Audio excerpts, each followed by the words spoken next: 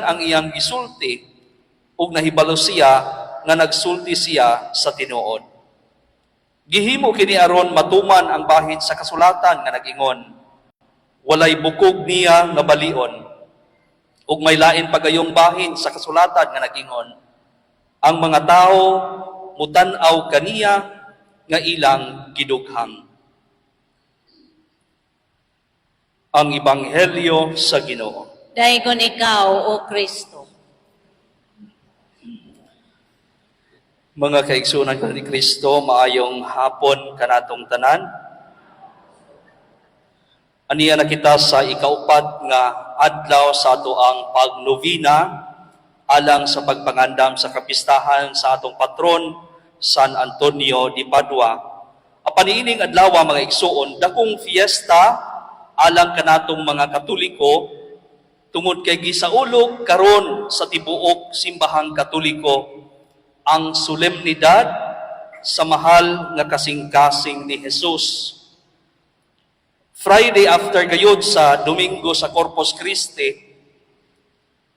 gigahin gayud kining maong adlaw alang niining dakong fiesta. Ug mao kini atong hint nga human gayud sa ulugon ang fiesta sa balaan nga lawas ug dugo ni Kristo, musunod gyudayon ang atong paghatag og dakong bili sa iyang mahal nga kasing-kasing. Og hinumdumi mga igsuon, adunay kaparis or katugbang niining kasaulugan karon.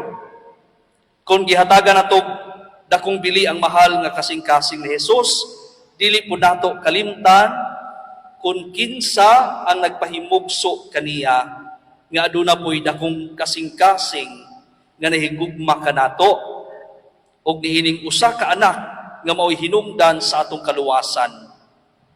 Ug mga adlaw ato usab sa ulugon ang fiesta sa putli nga kasing-kasing ni Maria. Kining duha ka kasaulugan gitawag kini siya og the alliance of the two hearts of Jesus and Mary. Dili gyud siya pwedeng bulagon. Tungod kay si Maria, nagpadayag man usab sa iyang dakong gugma alang sa iyang anak ug alang usab kanato.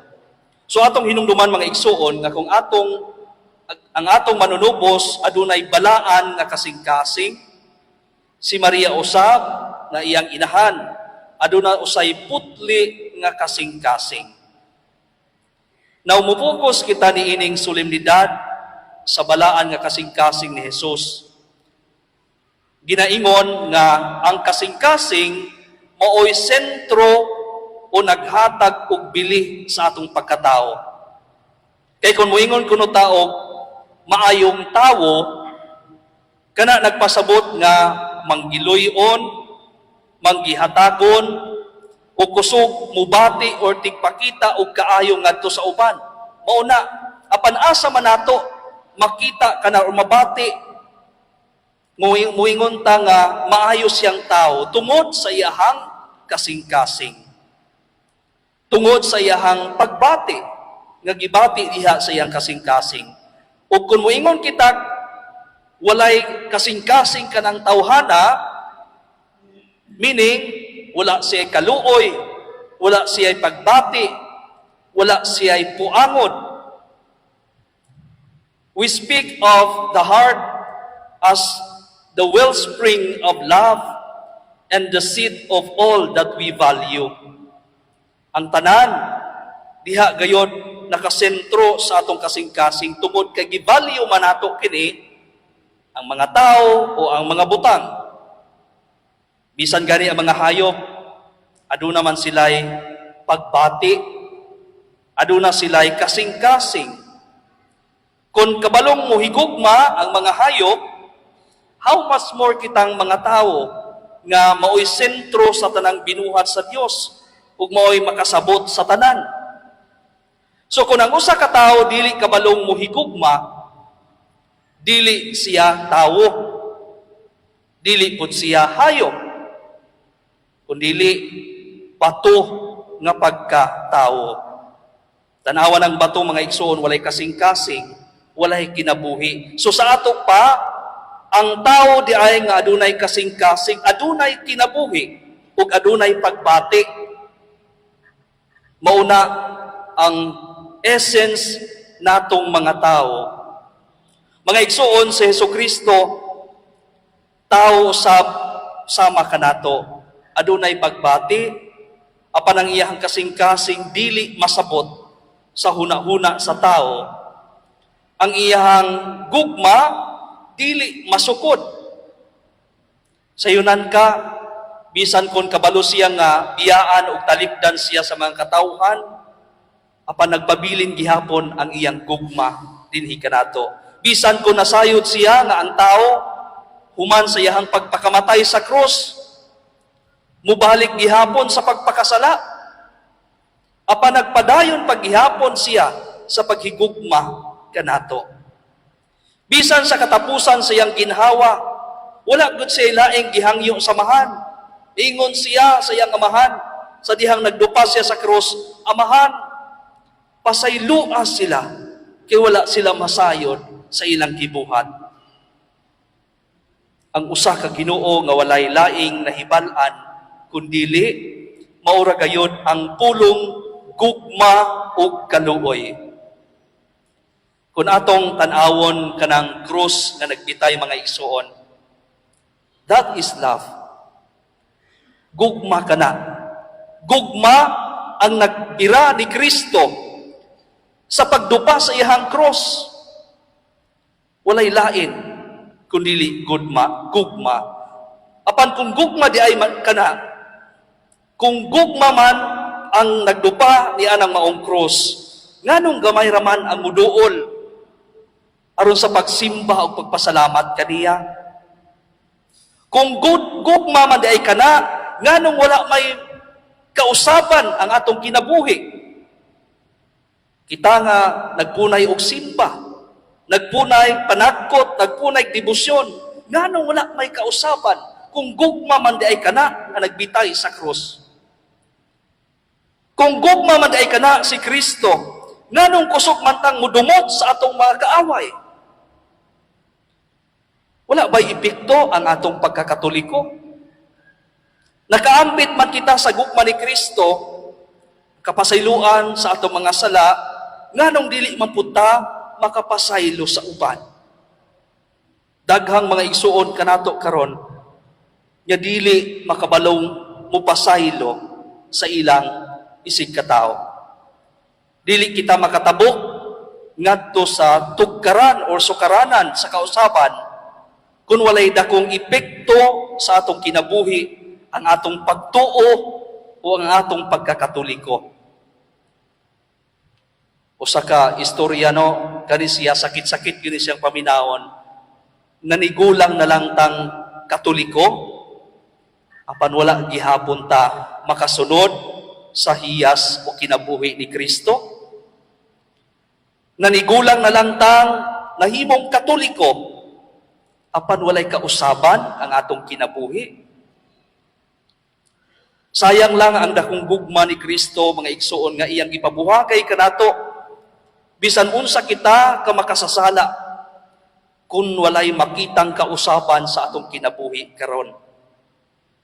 Bisan gani sa ato ang pagdebosyon kang San Antonio de Padua, sayang lang kung parihas lang gihapon ang atong kinaiya sukad pa kaniadto.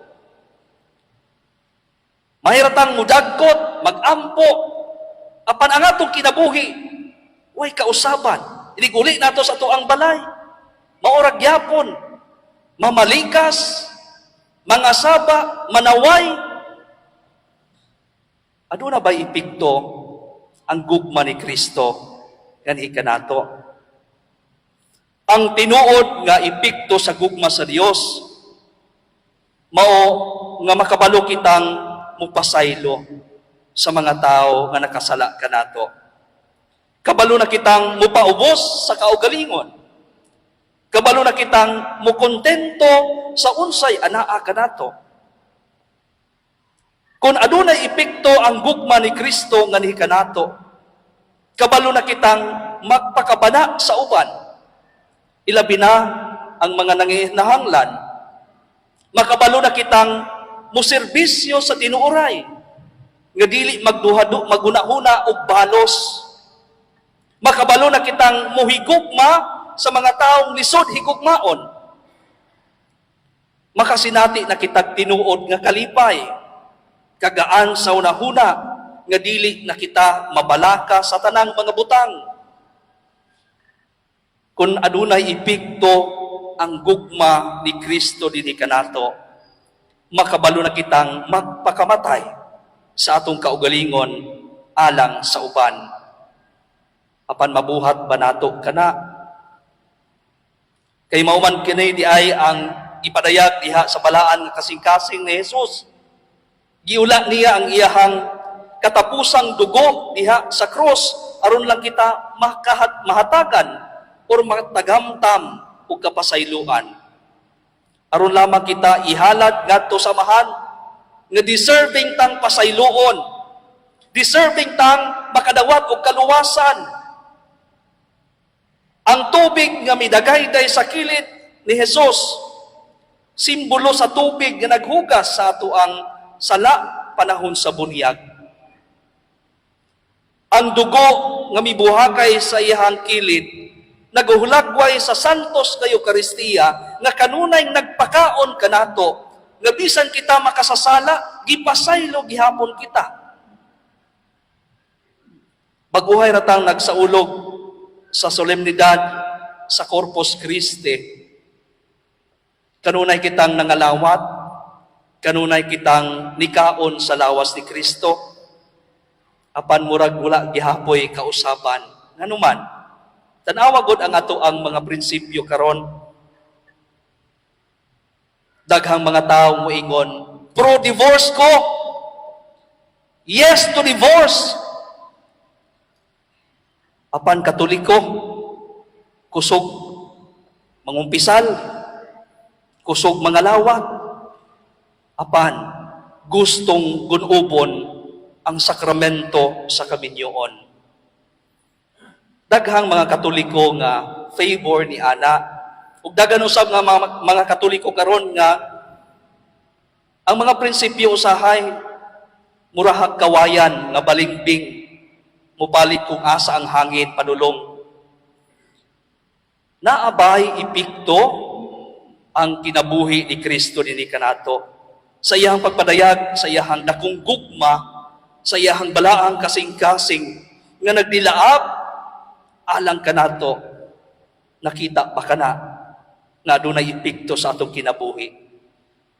Hinahon ta mga igsuon nga sa dili pa ulahi ang tanan, matapos mangyud ang ato ang kinabuhi, makahuna-una unta kita nga dili lang sa panahon nga kita magtinga o sa pata mausab, usa pa kita makabati nga ang pagbati sama ni Kristo dili unta nato paaboton kanang puntuha.